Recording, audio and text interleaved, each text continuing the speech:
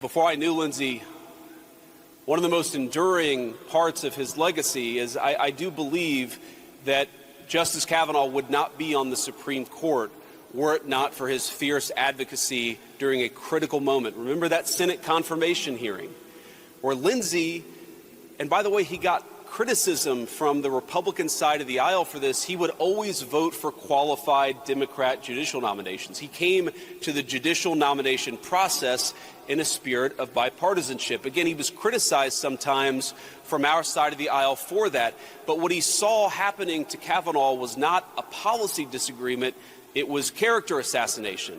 And Lindsey got as fiery and as passionate as I have ever seen a human being get during a judicial confirmation, and I believe that he saved that nomination.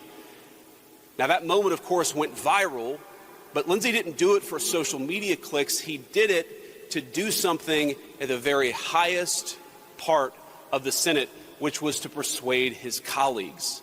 And persuade his colleagues he did. I remember there were a few people who were waffling at that moment, a few people who were unsure what they were going to do. Lindsey didn't just earn a lot of headlines, he actually persuaded people. And that maybe is how I will choose most to remember my friend Lindsey Graham. He saw that the Senate, at its very worst, could be a venue for character assassination. But because he loved people, he saw that the Senate at its very best could be a deliberative body geared towards persuading people. And that's what Lindsey Graham did in that case and in so many others. So I choose to remember Lindsey Graham as a man who could disagree with you without being disagreeable. I choose to remember Lindsey Graham as a person who could fight with you on one issue but fight for you on another issue. I remember Lindsey Graham as a man who loved people.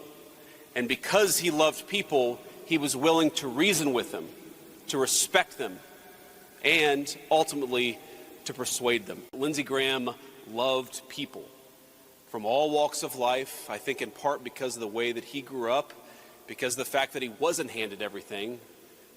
He was fascinated in everybody. He was fascinated in the wait staff in the Senate dining room. He was fascinated in the people who made the food. He was fascinated in the lowest staffer who had been hired 3 days earlier. He was fascinated by, of course, the very leadership of our country. And I think he was fascinated in people because he loved people and he was interested in them.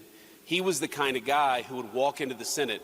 And when he walked into the Senate, this was a guy who couldn't have stood more than 5'6" or 5'7", but he'd swashbuckle jacket open like he was 6'5". He had an attitude to him, and it's one of the reasons why Lindsey Graham was Lindsey Graham.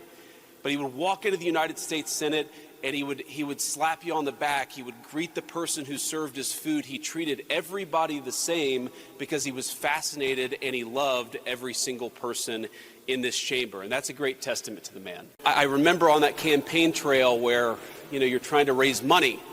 And one of the ways that you raise money is you send people to your campaign website. And I said, Lindsey, before one of these Fox hits on the campaign trail, I said, Lindsey, could you maybe mention the website, jdvance.com? And over a 4-minute interview, he must have mentioned jdvance.com close to a dozen times. The host would ask, how was the weather?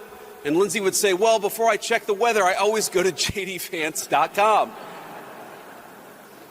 And in a 4 or 5 minute TV appearance, Lindsey Graham raised us over $100,000.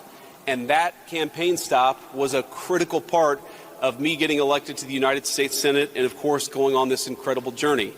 That was who Lindsey Graham was.